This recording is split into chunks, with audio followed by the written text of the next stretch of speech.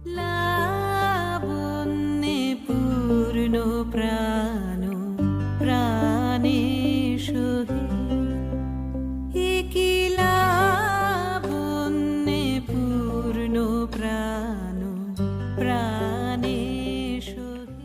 শ্রাবণ মাস, অথচ 2-3 সপ্তাহে বৃষ্টির কোনো বার্তাই নেই।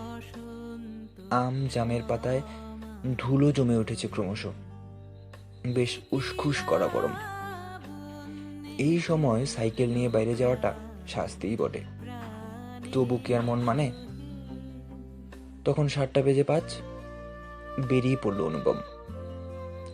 রাস্তা দিয়ে যাবার সময় ইচ্ছে হোক বা অনিচ্ছে অন্তত একবার ওই বট গাছওয়ালা অন্ধকার গলিটাতে চোখ তার পড়বেই। সাইকেলের গতি কমে আসে, অপেক্ষা বেড়ে যায় ক্রমশ, কিন্তু বেরিয়ে আসে না কেউ, যেটা বছর আগে অবধি ঘটতো অনায়াসেই। বড়জোর 2 মিনিট দাঁড়াতে হতো, তারপর অন্ধকার গলির নিকষ আধারকে হাসির বন্যায় আলো করে বেরিয়ে আসতো কেউ। মুখ চোরা 2 ঘন্টার টিউশনে প্রথম প্রথম মুখ ভেঙচেই কেটে যেত অন্তত আধা ঘন্টা।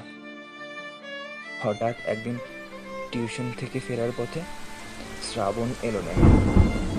বাজের স্ফুলিঙ্গ আগুন ঝলকানি দিয়ে যেন আকাশকে ভাগ করে দিত কত শত মহাদেশে। অনুপম আর স্মিতা রাস্তা থেকে দোকানের ঝাঁপিতে উঠতে উঠতে দুজনেই গেছে ভিজে। সেই শ্রাবণের মাতোয়ারা শব্দে আর আবেগের এক টানা স্পন্দনে দুজনেই কাঁপছিল রীতিমতো। বৃষ্টি ভেজা এই প্রথমবার নয় অনুপমের, তবু বারবার যেন শিহরিত হয়ে উঠছিল তার দেহ ও মন। বৃষ্টি কমে আসে। স্মিতাকে যখন ওই গলির মুখে ছাড়তে গেল অনুপম, মনে হচ্ছিল কোনো পৈশাচিক একটা শক্তি তাকে আটকে ধরেছে, নইলে যেন নিকষ অন্ধকারে সে স্মিতাকে কিছুতেই যেতে দিত না। পরে অবশ্য বুঝেছে যে ওই পৈশাচিক শক্তিটা আর কিছুই না, তাদের সামাজিক অবস্থান। সপ্তাহে একদিনের এই একটু দেখার বাইরে বাকি কথা হতো কবিতায়, কেননা এটাই একটা সহজ উপায়। যদিও ধরা পড়ে কবিতাগুলোকে নিছক সাহিত্য চর্চা বলেই কাটিয়ে দেওয়া সম্ভব। অনুপমের তখনও তেমন হাত আসেনি কবিতার, তবে বলে না, মনে যখন এত চাওয়া, সব লেখকই পাকা হয়ে ওঠে। তাই সে লিখল,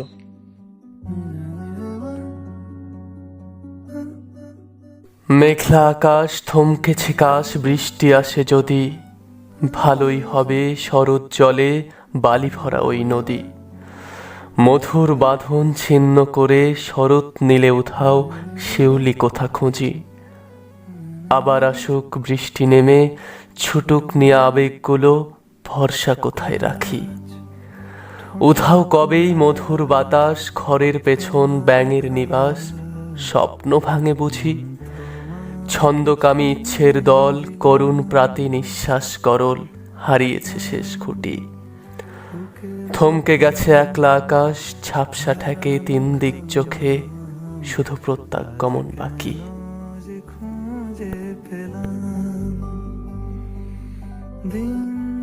অনুপমের এই কবিতাটা যে স্মিতার তেমন ভালো লাগেনি, সেটা দেরি করে আসা পাল্টার লেখা থেকেই বোঝা গেল। মোটামুটি দিন 7 পর স্মিতার উত্তর এলো,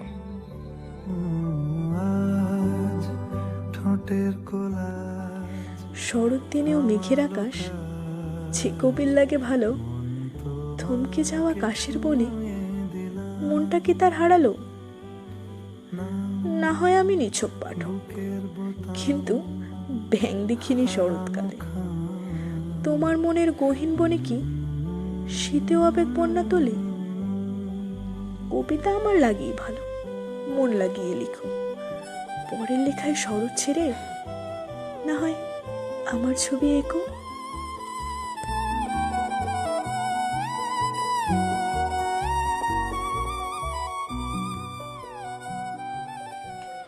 স্মিতার এই লেখাটা বুকে চাপিয়ে রাত কেটে যায় অনুপমের। তার নিজের লেখার এমন নিখুঁত সমালোচনা, উফ, নাইবা হলো সে পাকা কবি, অন্তত এমন মনোমুগ্ধকর সমালোচনা শোনার জন্য উল্টোপাল্টা কবিতা লেখাই যায়। পুজো কেটে গেল, আত্মীয় স্বজনের আনাগোনা, উৎসবের মেজাজ, এসবের মাঝে আর লেখা হয়ে ওঠেনি তার। স্কুল খুললে হালকা ঠান্ডা পড়ল, এক স্নিগ্ধ বিকেলে আবার দেখা হলো তাদের।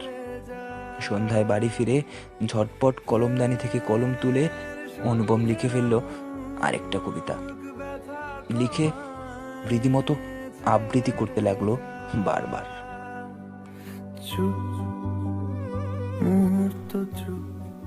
তোমাকে সকাল বলার অভিপ্রায়, এত স্নিগ্ধ কেন তুমি? তোমার বিকেল হাসির ব্যস্ততায় আবার দেখার প্রহর গুনি। তোমার গহীন ভীষণ লাজে আমার কাব্য রাশি ভাসে।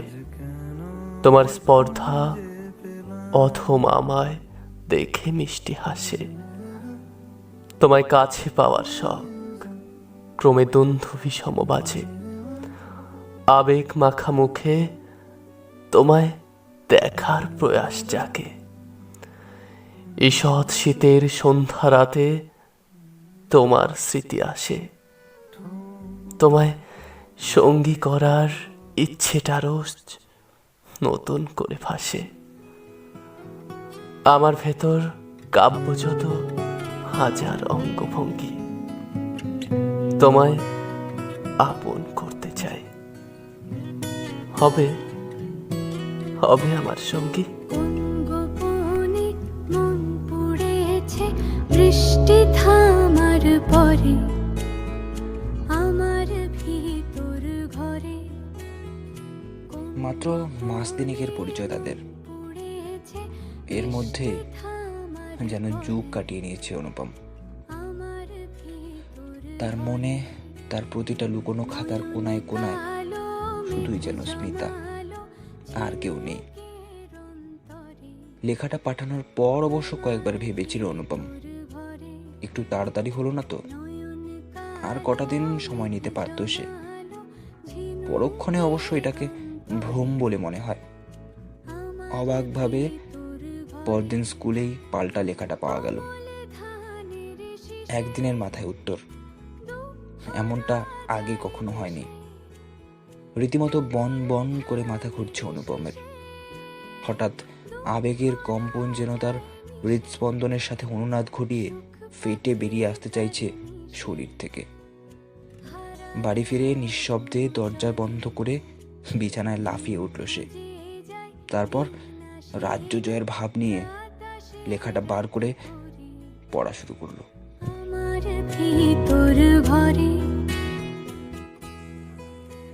কবিতাটা বেশ শেয়ালি করে লেখা। কার জন্য লিখেছ? গার্লফ্রেন্ড? আমি তো তোমায় কাঁচা অবুঝা কবি বলেই জানতাম। একটা কবিতা লিখতে যার অন্তত 10খানি বানান ভুল হয়, সে কিনা আজ হঠাৎই পাকা এক লেখকের মতো প্রেমপত্র লিখছে। পাও, আমি সত্যি চাই তুমি খুব বড় কবি হও, দেশজোড়া খ্যাতি হোক, কিন্তু আমি তোমার সঙ্গী হতে চাই না। সরি। আমি শুনেছি সাহিত্যিকদের সংসার তেমন হয়ে ওঠে না, আর তোমার তো ইচ্ছে লেখক হওয়া। সঙ্গী নাইবা হলাম, আমি আগের মতোই তোমার কবিতার ভুলগুলো বের করে দেব। মানে ওই সম্পাদক বলতে পারো। ঠিক আছে, আমি সম্পাদকই থাকব, কেমন?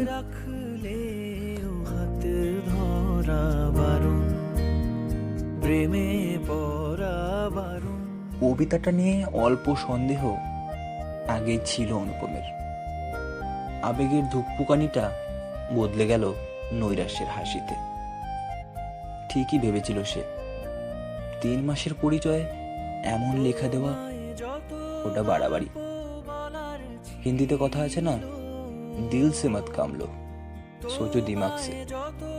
দিমাগ মানে মাথা, এই মাথা খাটিয়ে যদি কলাইন লেখা যায় না, ঠিকই সবাই বলবে ওয়াও দারুণ লিখেছিস। অথচ কাঁচা আবেগ মিশিয়ে কিছু লিখলেই সেটা অসংলগ্ন হয়ে পড়ে, অন্য কাউকে দেবার জোর আর থাকে না। মাস দুয়েক কেটে গেছে তখন। স্মিতা বলেছিল বটে যে অনুপমের সম্পাদক থাকবে, অথচ গত 2 মাসে পাঠানো 6টা লেখার কোনোটারই উত্তর অনুপম পায়নি। ধীরে ধীরে বছর ফিরে আসলো, শ্রাবণ আবার আসলো তাদের শহরে। সাথে সাথে সেই শ্রাবণের ভেজা সন্ধ্যার স্মৃতিও চাতকের মতো ভেসে আসলো তাদের অবচেতন মনে।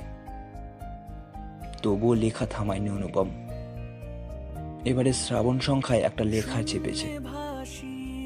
অনুপম নিয়ম মতোই একটা কপি পাঠিয়ে দিয়েছে সেই চেনা ঠিকানায়, আর নিজে আবৃত্তিও করেছে অনেকবার। अभी ना जाओ छोड़ कर, তোমার শ্রাবণ অন্ধরূপী আমি কর্কশ কোনো বাজ, আমি এই শ্রাবণে ফাটাই গলা, তুমি স্বস্তির গাঢ় আজ। আমি এই শ্রাবণেও তোমায় ভাবি, ঠিক বছর আগের মতো। আমি এই শ্রাবণেও আলো খুঁজি, আছে আধার গলি যত। নতুন করে চিনেছি আবার আকাশ মাটি ঘাস। এই শ্রাবণের প্রতিটি ফোঁটায় যেন তোমার আমার বাস, যেন তোমার আমার বাস। अभी भरा नहीं, अभी ना जाओ। পাল্টা চিঠির আশা গুজেছে অনেকদিন আগে। এই কবিতার সুবাদে অনেক সমর্থকও জুটেছে অনুপমের। ওরা কবিতা পড়ে বলে বাহ খুব সুন্দর।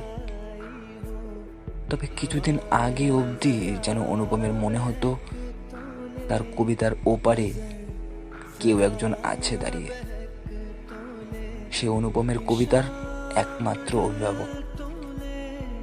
কিন্তু আজ মনে হলো আর কেউ নেই, কবিতার ওপারে এখন শুধুই আজীবনের শূন্যতা। नशे के होंठ पे तोलो, नशे के होंठ